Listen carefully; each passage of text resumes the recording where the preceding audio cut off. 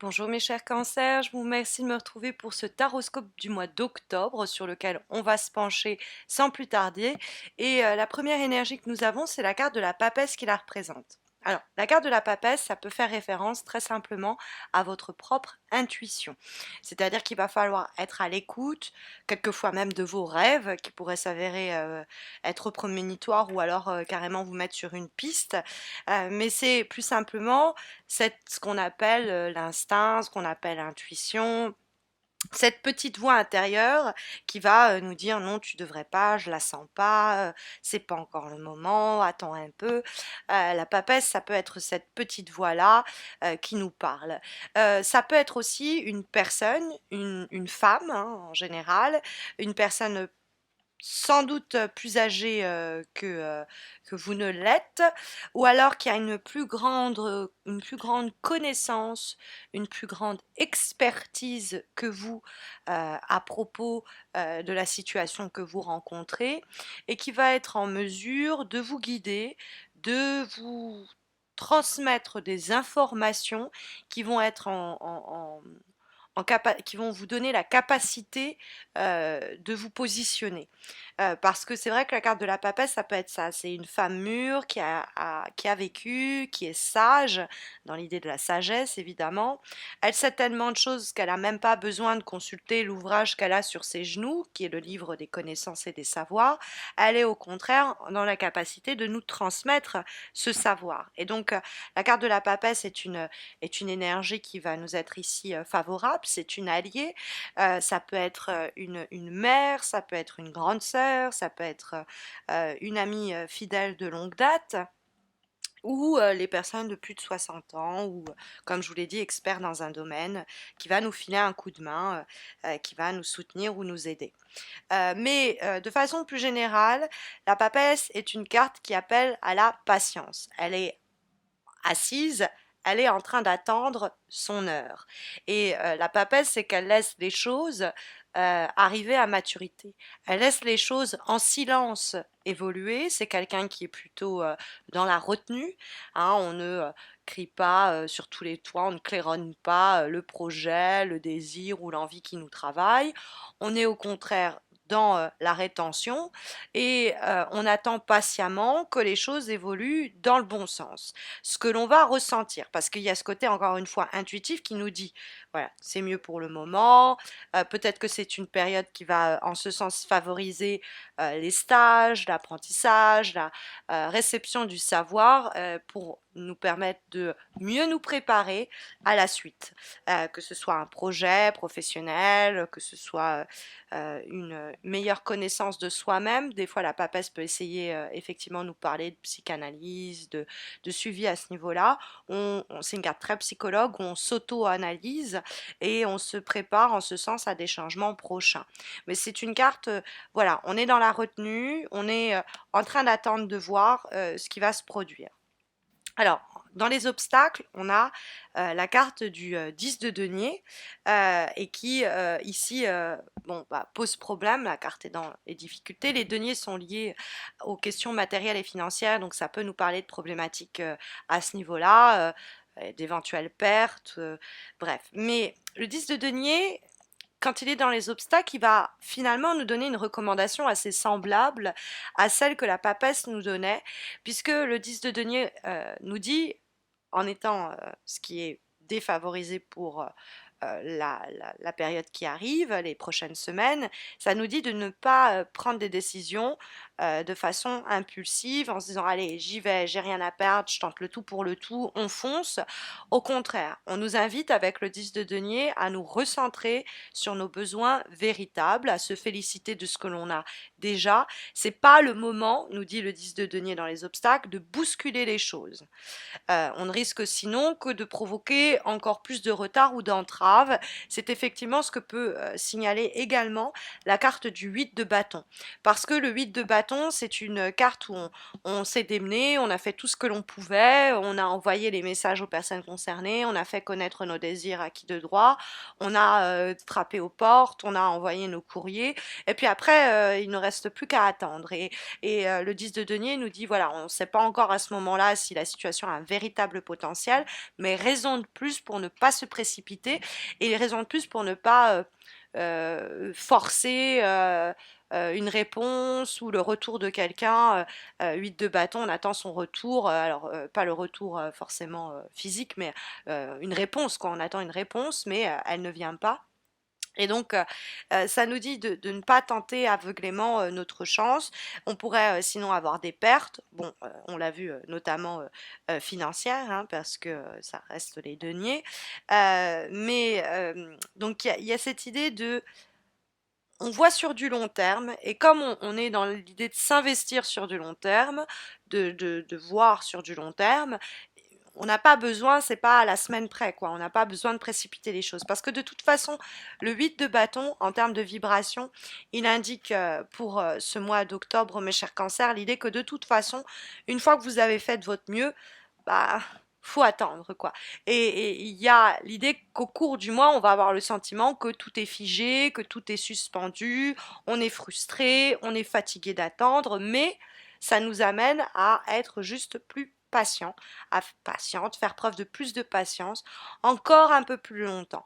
Parce que il y a vraiment l'idée qu'on s'est démené ou il y a l'idée qu'on attend de voir l'issue, le résultat d'une situation qui est encore suspendue dans les airs, donc on attend de voir encore les retombées, les conséquences.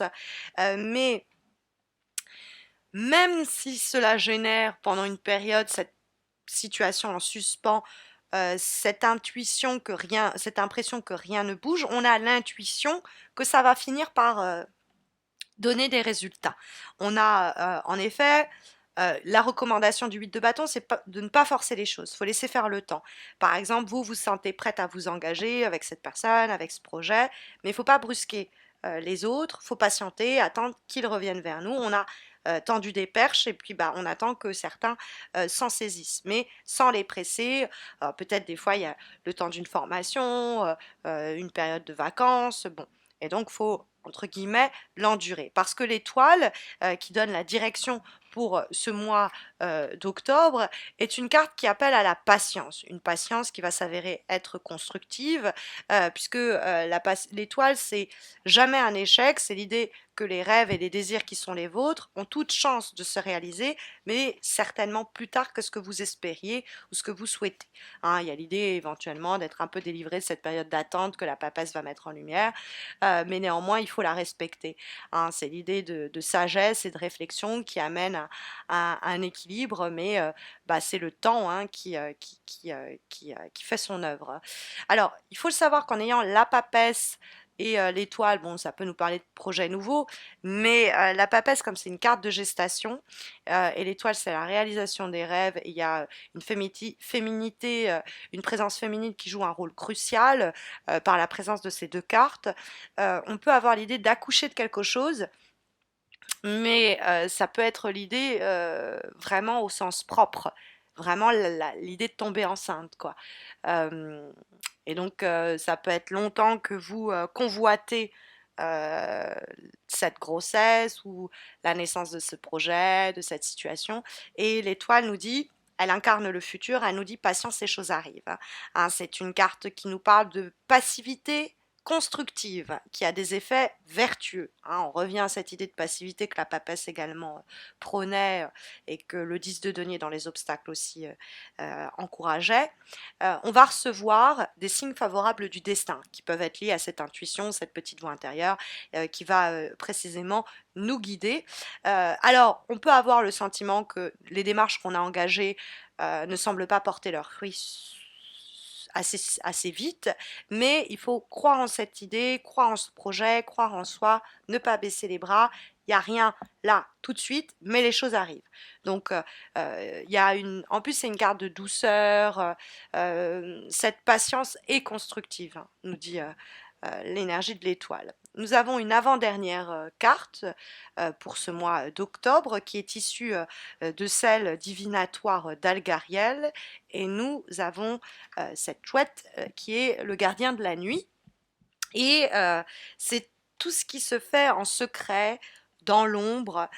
Donc on revient avec cette papesse qui peut être aussi la rétention d'informations, c'est-à-dire comme je vous ai dit, on est plutôt pudique ou réservé, ou on ne pipe pas mot sur ce que l'on veut ou ce que l'on mène, et de façon un peu à la dérobée.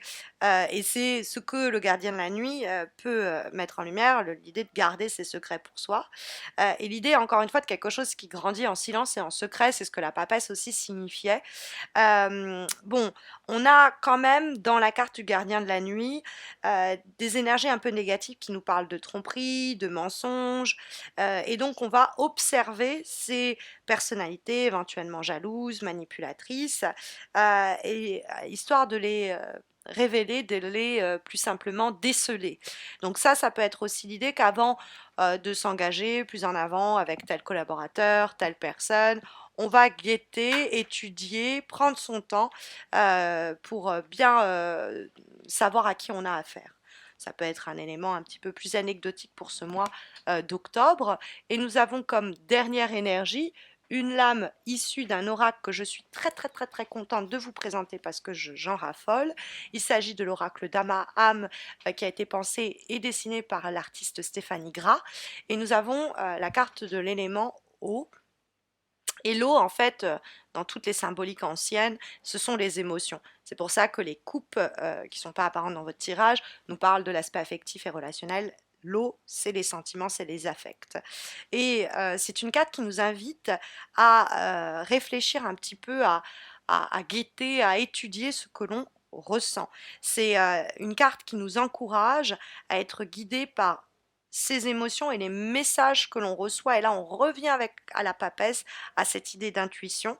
Et puis, c'est aussi une carte qui appelle à la patience et à l'analyse, ce que la papesse également encourage.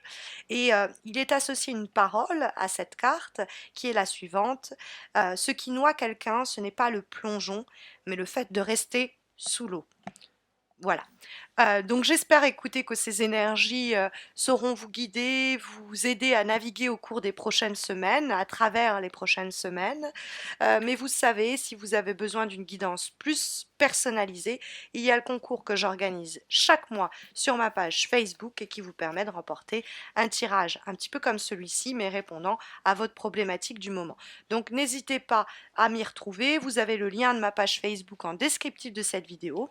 N'hésitez pas non plus à vous abonner à ma chaîne YouTube si vous ne l'avez pas encore fait. Ça vous permettra évidemment de ne pas rater les prochains taroscopes, mais plus encore les concours que j'organise exclusivement et ponctuellement sur ma page YouTube. Je vous souhaite à tous et à toutes de très belles semaines à venir. Je vous retrouve fin octobre pour les taroscopes de novembre. D'ici là, portez-vous bien.